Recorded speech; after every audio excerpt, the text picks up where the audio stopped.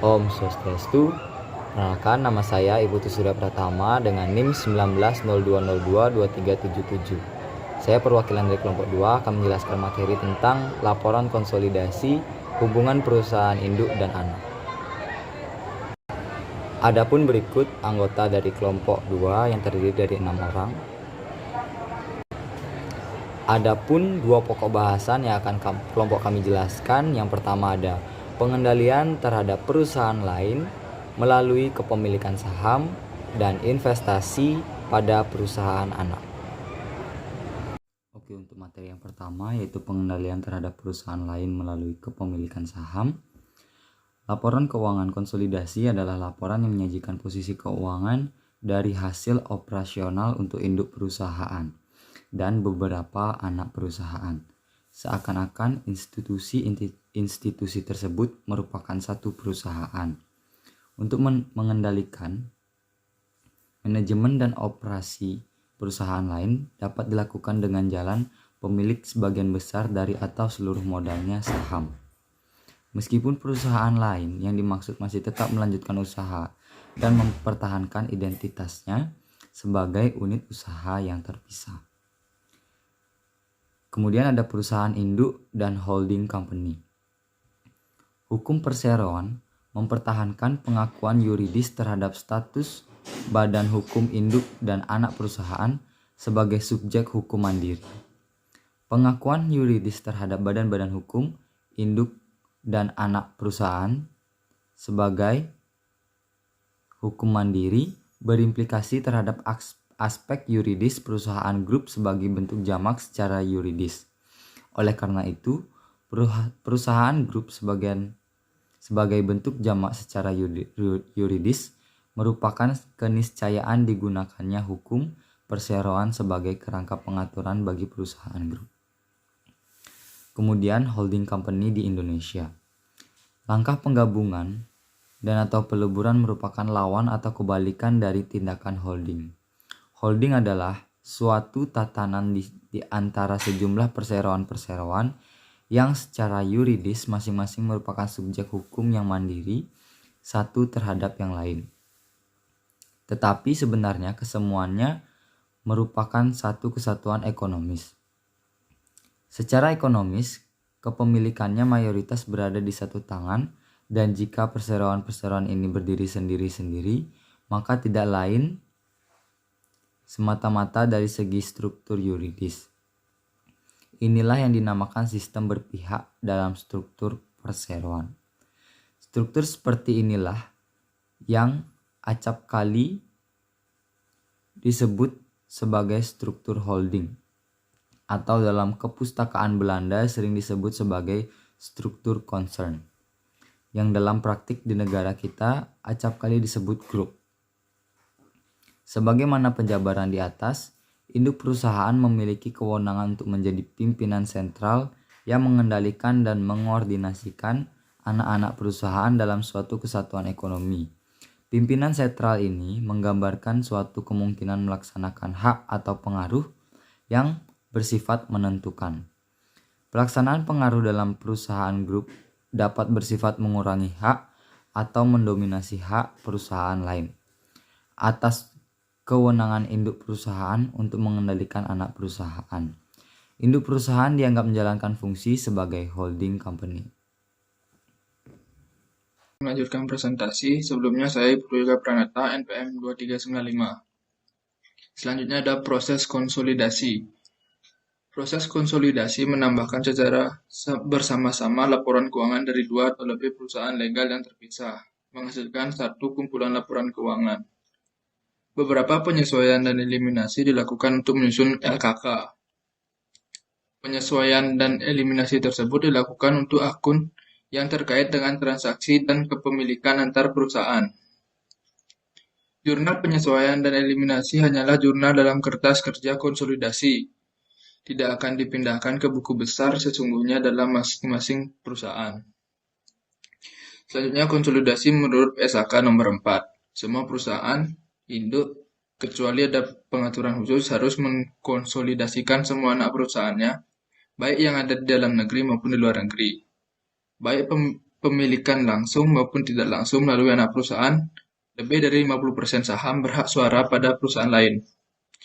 Selanjutnya, pemilikan kurang dari 50% atau kurang saham berhak suara pada perusahaan lain yang dapat dibuktikan bahwa pengendalian tetap ada. Perusahaan tidak dikonsolidasikan jika pengendalian bersifat sementara dan anak perusahaan dibatasi oleh suatu restriksi jangka panjang. Selanjutnya ada prosedur akuntansi. Melakukan eliminasi atas transaksi dan saldo resiprokal atau reciprocal account antara induk perusahaan dan anak perusahaan, serta mengeliminasi keuntungan dan kerugian yang belum direalisasi yang timbul antara anak perusahaan dan induk perusahaan. Yang kedua ada tanggal pelaporan keuangan antar anak perusahaan dan induk perusahaan pada dasarnya harus sama. Yang terakhir ada hak minoritas disajikan tersendiri dalam neraca konsolidasi antara perkiraan kewajiban dan modal. Baik, di sini saya akan melanjutkan presentasi dari yoga pertama. Sebelum itu, perkenalkan nama saya Made Kusrawan untuk NIM 1900202315. Di sini akan saya mempresentasikan untuk contoh keduanya.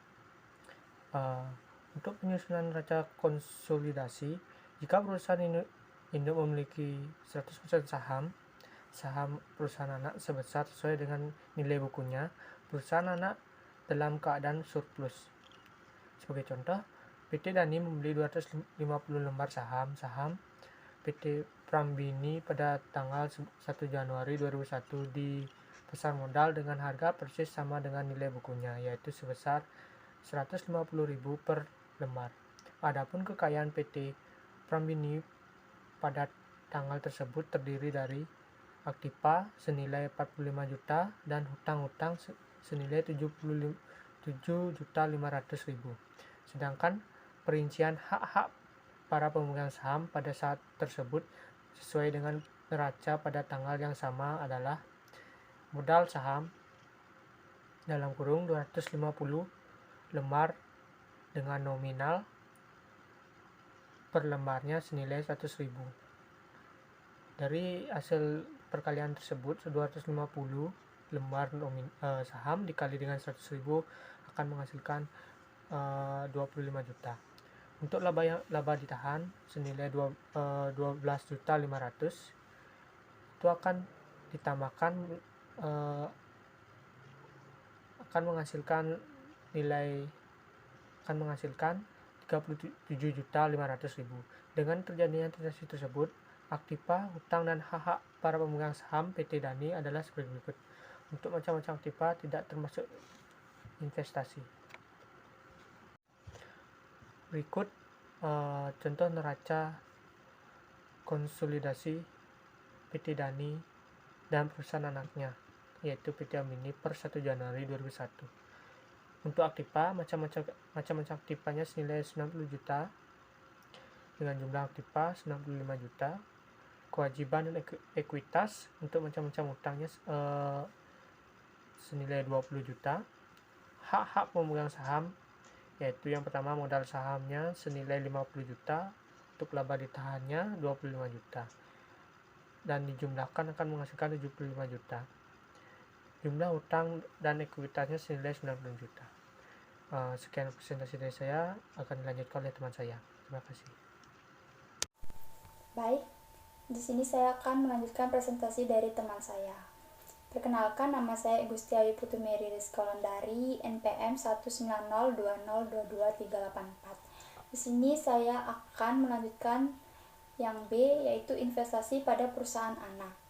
Nah, pemilikan saham oleh suatu perusahaan terhadap perusahaan lain dapat dilakukan dengan berbagai cara, yaitu pembelian langsung atau tunai, atau pertukaran dengan kekayaan atau aktiva lainnya, atau pertukaran dengan surat-surat berharga.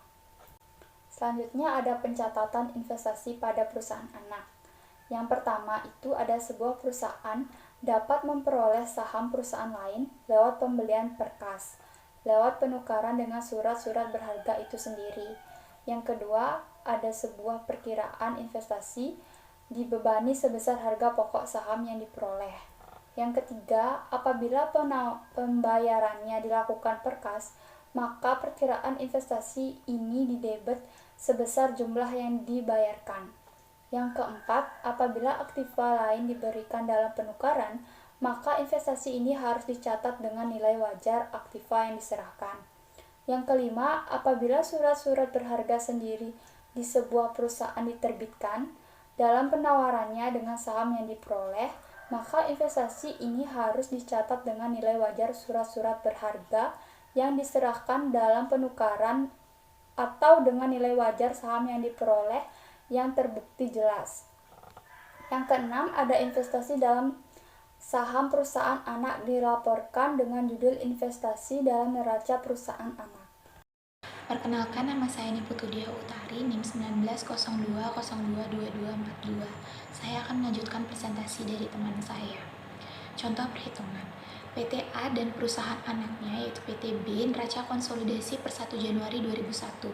Aktiva kas Rp100.000, piutang dagang Rp350.000, persediaan barang dagangan Rp550.000, aktiva tetap Rp1.750.000, selisih lebih HP di atas NB saham PT B yaitu Rp75.000, jumlah aktiva Rp2.825.000.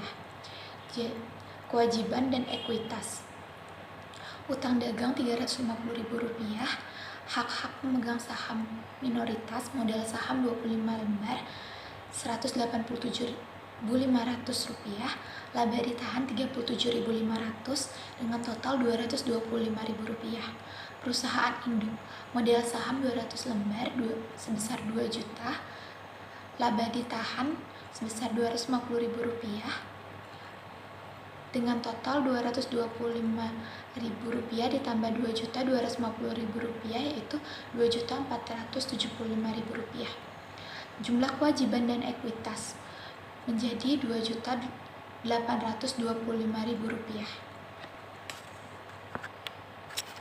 Pada saat posisi keuangan seperti tersebut di atas, PT A membeli secara tunai 75 lembar saham PT B dari para pemegang sahamnya dengan harga Rp10.000 per lembar sahamnya. Perhitungan. Nilai buku saham PT B per 1 Januari 2001 terdiri nominal saham 100 lembar Rp750.000, laba ditahan Rp150.000, jadi nilai buku 100 lembar yaitu Rp900.000. Nilai buku 75 lembar 75 per 100 dikali 900.000 yaitu Rp675.000. Harga beli saham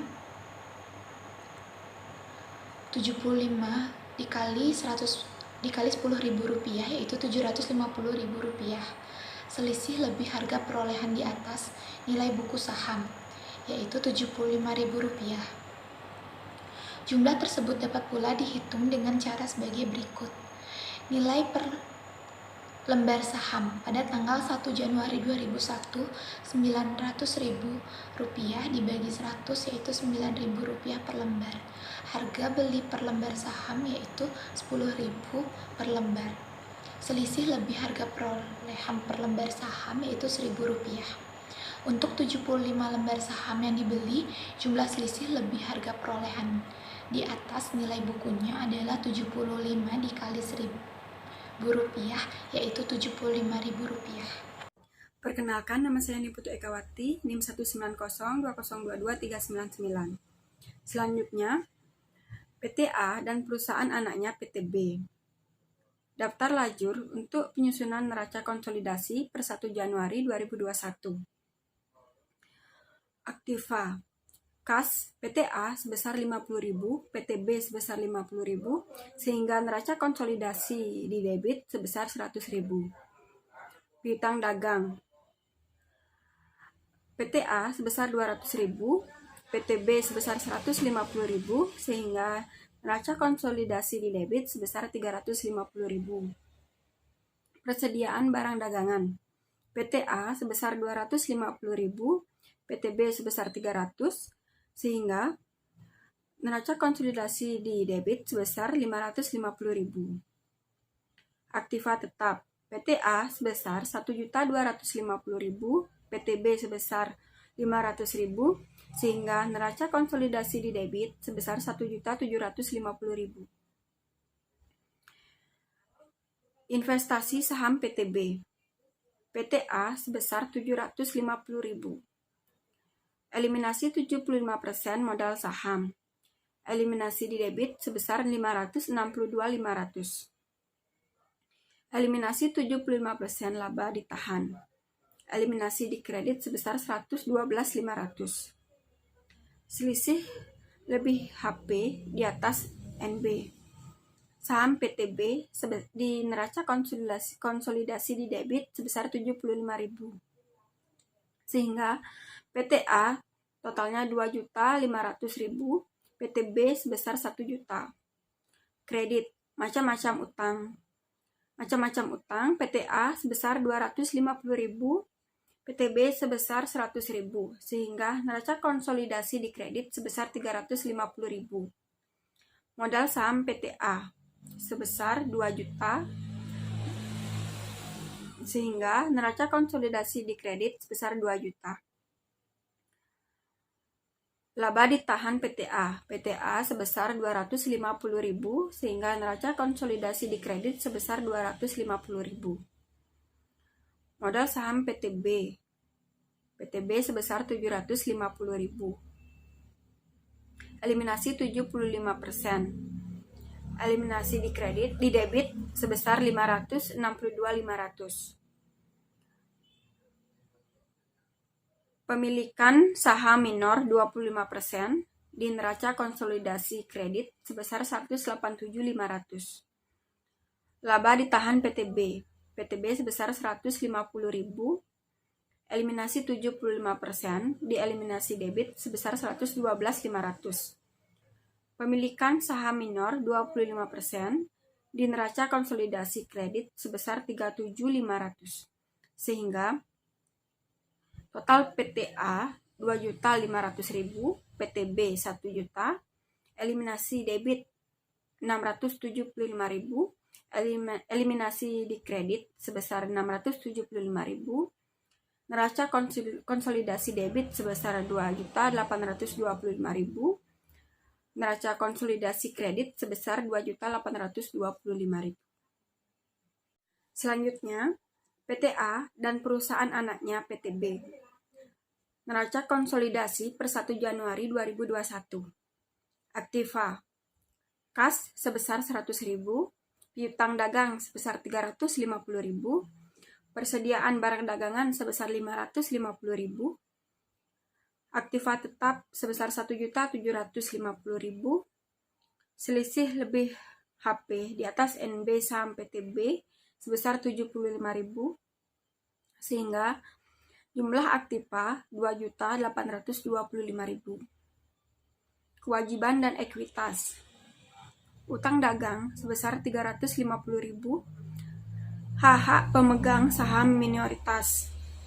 Modal saham 25 lembar sebesar 187.500, laba ditahan sebesar 37.500 dengan total 225.000. Perusahaan induk.